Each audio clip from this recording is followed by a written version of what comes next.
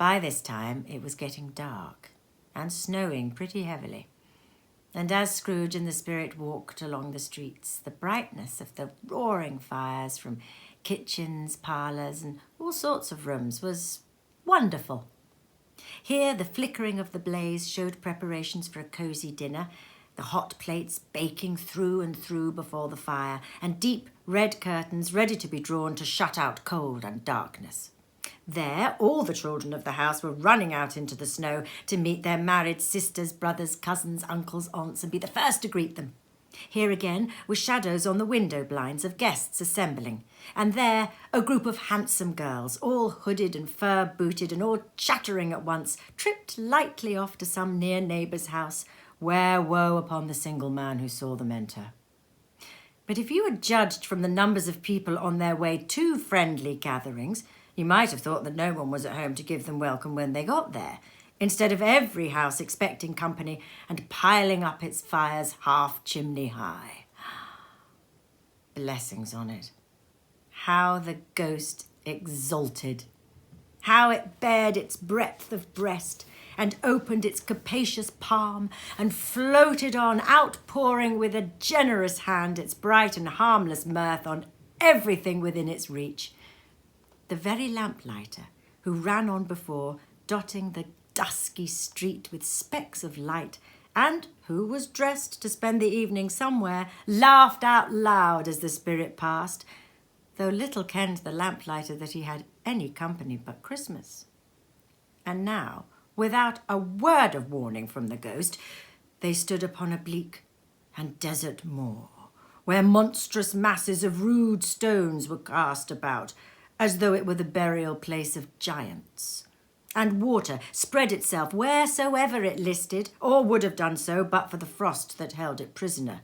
And nothing grew but moss and furze and coarse rank grass. Down in the west, the setting sun had left a streak of fiery red, which glared upon the desolation for an instant like a sullen eye, and frowning lower, lower, lower yet, was lost in the thick gloom of darkest night. "What place is this?" asked Scrooge. "A place where miners live, who labour in the bowels of the earth," returned the spirit. "But they know me. See." A light shone from the window of a hut, and swiftly they advanced towards it. Passing through the wall of mud and stone, they found a cheerful company assembled round a glowing fire. An old man and woman, with their children and their children's children, and another generation beyond that, all decked out gaily in their holiday attire. The old man, in a voice that seldom rose above the howling of the wind upon the barren waste, was singing them a Christmas song. It had been a very old song when he was a boy, and from time to time they all joined in the chorus. So surely as they raised their voices, the old man got quite blithe and loud, and so surely as they stopped, his vigour sank again.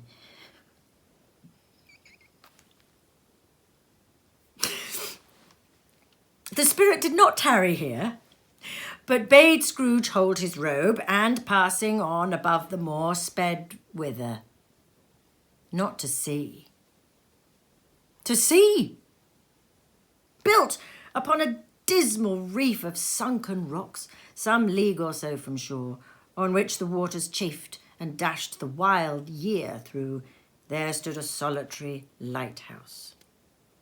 But even here, two men who watched the light had made a fire, and, joining their horny hands over the rough table at which they sat, they wished each other Merry Christmas in their can of grog, and one of them, the elder two, with his face all damaged and scarred with hard weather, as the figurehead of an old ship might be, struck up a sturdy song that was like a gale itself.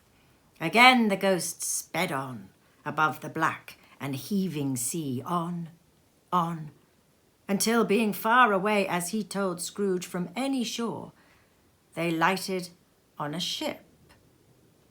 They stood Beside the helmsman at the wheel, the lookout in the bow, the officers who had the watch, dark, ghostly figures in their several stations.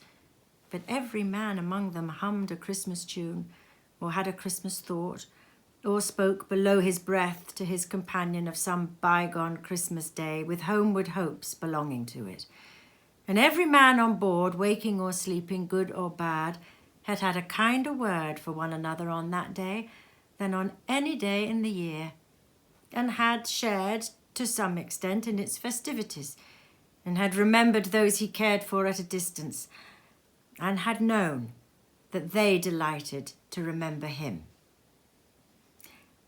It was a great surprise to Scrooge, while listening to the moaning of the wind, to hear a hearty laugh. It was a much greater surprise to Scrooge to recognise it as his own nephew's, and to find himself in a bright, dry, gleaming room, with the spirit standing smiling by his side, and looking at that same nephew with approving affability.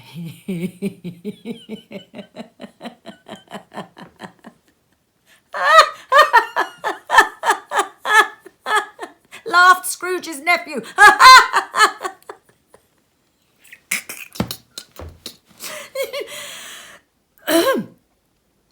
If you should happen, by any unlikely chance, to know a man more blessed in a laugh than Scrooge's nephew, all I can say is I should like to know him.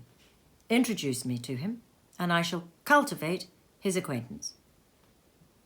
It is a fair, even-handed, noble adjustment of things, that while there is infection in disease and sorrow, there is nothing in the world so irresistibly contagious as laughter and good humour.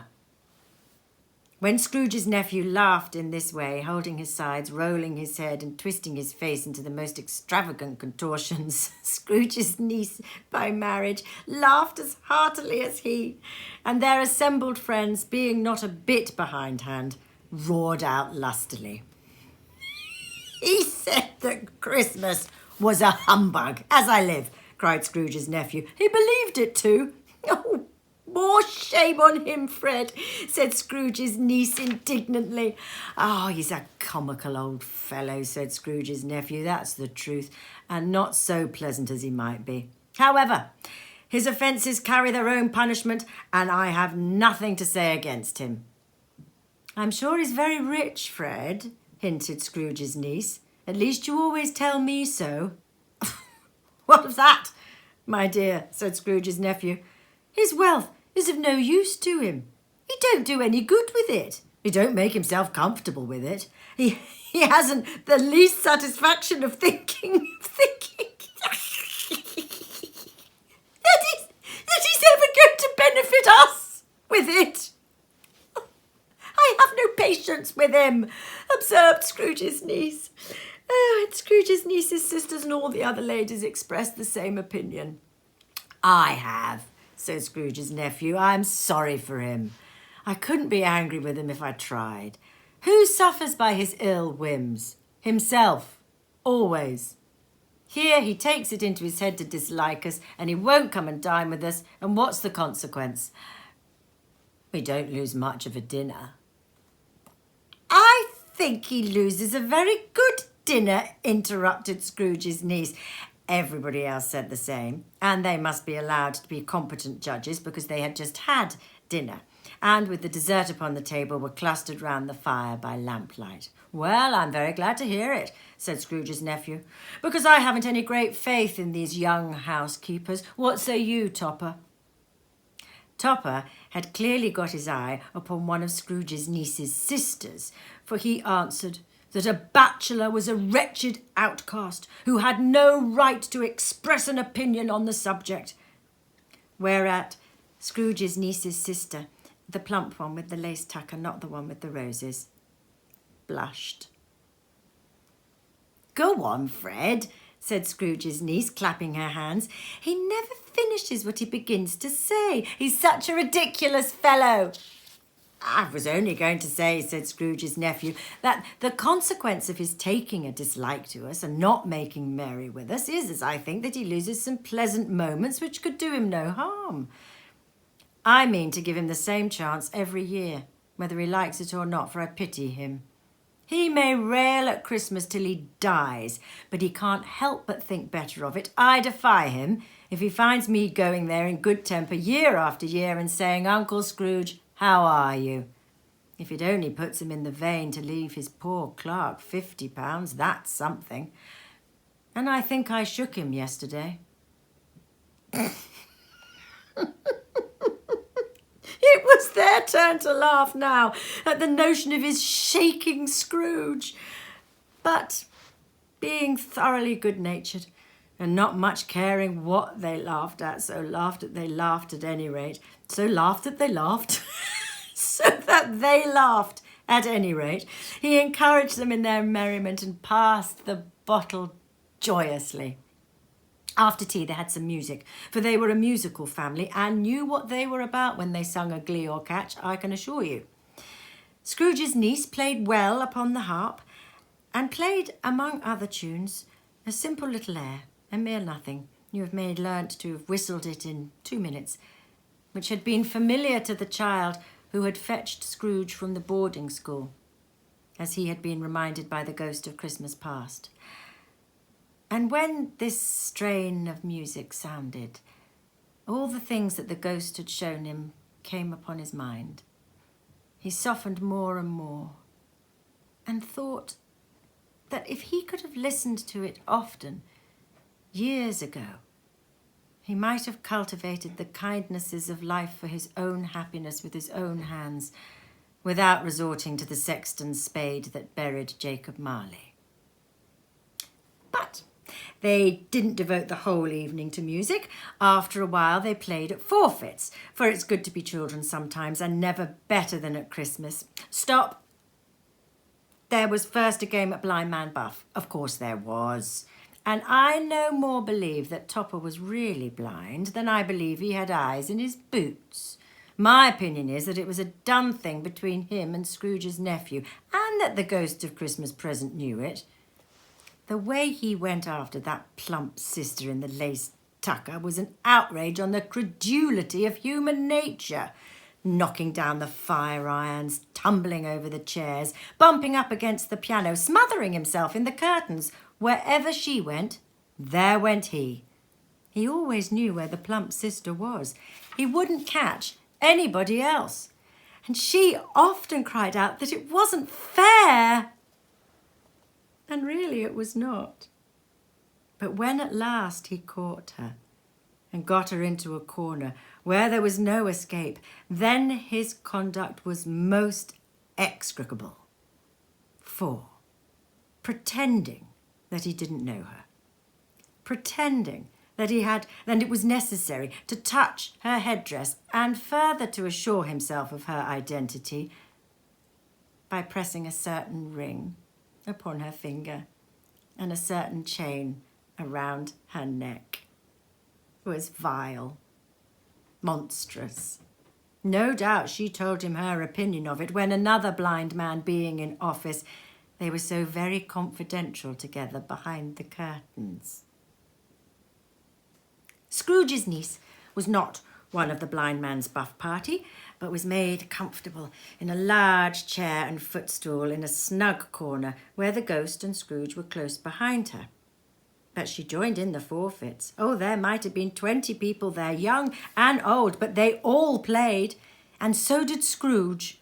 For, wholly forgetting that his voice made no sound in their ears, he sometimes came out with his guess quite loud, and very often guessed right too. The ghost was greatly pleased to find him in this mood, and looked upon him with such favour that he begged like a boy to be allowed to stay until the guests departed. But this the spirit said could not be done. But here's a new game, said Scrooge. 1 half-hour, spirit. Only one. It was a game called Yes and No, where Scrooge's nephew had to think of something, and the rest must find out what. he only answering to their questions yes or no, as the case is. The brisk fire of questioning to which he was exposed elicited from him that he was thinking of an animal, a live animal, a rather disagreeable animal, a savage animal, an animal that growled and grunted sometimes and talked sometimes and lived in London and walked about the streets and wasn't made a show of and wasn't led by anybody and didn't live in a menagerie and was never killed in a market and was not a horse or an ass or a cow or a bull or a tiger or a dog or a pig or a cat or a bear. At every fresh question that was put to him, this nephew burst into a fresh roar of laughter and was so inexpressibly tickled that he was obliged to get up off the sofa, and stamp. At last, the plump sister, falling into a similar state, cried out, "I have found it! I know what it is, Fred! I know what it is!" "What is it?" he cried. "It's your Uncle Scrooge!" Which it certainly was. Admiration was the universal sentiment, though some objected that the reply to "Is it a bear?" ought to have been yes, insomuch as an answer in the negative was sufficient to have diverted their thoughts from Mr. Scrooge, supposing they'd ever had a tendency that way. "Well, he's given us plenty of merriment, I am sure," said Fred. "And it would be ungrateful not to drink his health. Here is a glass of mulled wine ready to our hand at the moment, and I say, Uncle Scrooge." "Well, Uncle Scrooge," they cried, "a Merry Christmas and a Happy New Year to the old man, whatever he is," said Scrooge's nephew. "He wouldn't take it from me, but he may have it nevertheless. Uncle Scrooge." Uncle Scrooge had become imperceptibly so gay and light of heart that he would have pledged the unconscious company in return and thanked them in an inaudible speech if the ghost had given him time. But the whole scene passed off in the breath of the last word spoken by his nephew, and he and the spirit were again upon their travels. Ding dong, ding dong. That is their song.